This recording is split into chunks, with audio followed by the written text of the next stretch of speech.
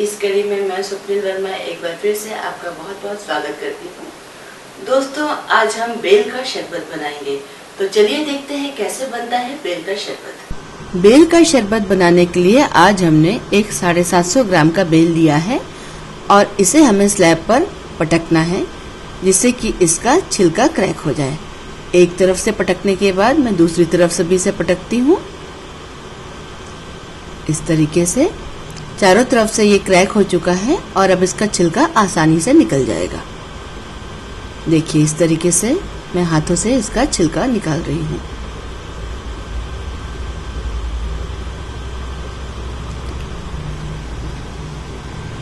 इसी तरीके से सारा छिलका आप उतार सकते हैं, लेकिन मैं इसके आधे बेल का ही छिलका निकालूंगी और आधा छिलका निकालने के बाद हम इसे चाकू की सहायता से गूदे को बाहर निकाल सकते हैं।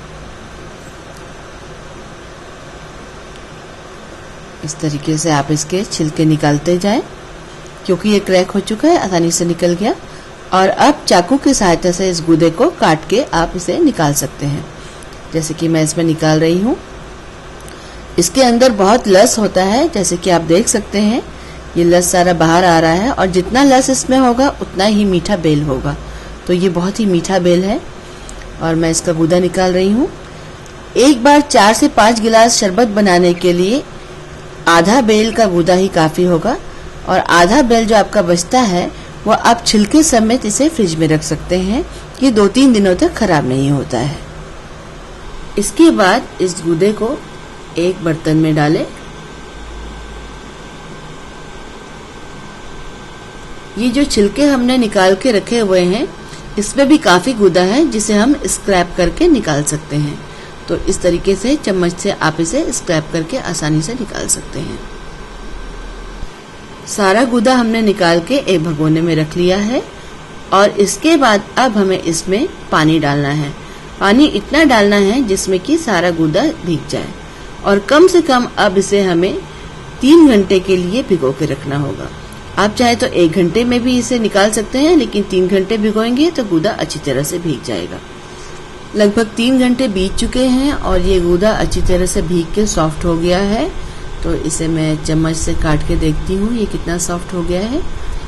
अच्छी तरह से ये पानी में गल चुका है, बहुत सॉफ्ट हो गया है।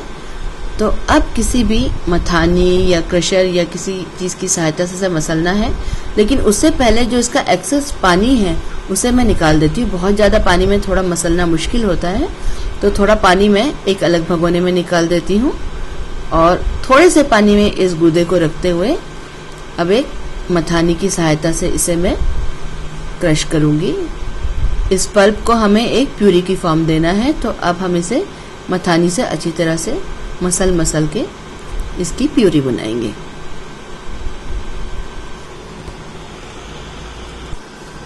आप देख सकते हैं कि इस तरह से मसल के इसकी हमने एक प्यूरी तैयार कर ली है। प्यूरी बहुत स्मूथ बनाने की जरूरत नहीं है, क्योंकि हमें इसे छानना है और इसमें बीज भी हैं। तो जितना मसल सकते हैं उतना इसे मसल लीजिए और इसकी प्यूरी बना लीजिए। प्यूरी के लिए ध्यान रहे कि मिक्सी का प्रयोग कभी न करें, वरना बीज पिस जाएंगे और शरबत कड़वा हो जाएगा। इसलिए हमेशा इसे किसी मथानी या हैंड मिक्सर या हाथ से ही इसे मसल के आपको इसकी प्यूरी बनानी पड़ेगी। और एक बार फिर से जो हमने इसका पानी जो छान के रखा था वो पानी मैं इसमें फिर से ऐड कर देती हूँ और एक बार फिर से इसको जो है हम छान लेते हैं।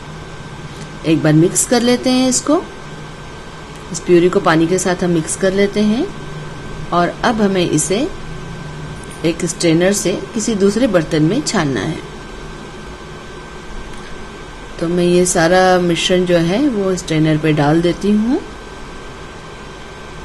ये सारा मैंने देखिए मैंने इसमें सारा डाल दिया है और एक चम्मच की सहायता से अब मैं इसे थोड़ा सा दबाते हुए छानूंगी और इस तरह से दबाते जाएं तो जो जितना भी पल्प है वो नीचे चला जाएगा और सिर्फ रेशे और बीज इस स्ट्रेनर पे रह जाएंगे। आप देख सकते हैं कि सारा पल्प नीचे शिफ्ट हो चुका है और स्ट्रेनर में सिर्फ इसके रेशे और बीज रह चुके हैं।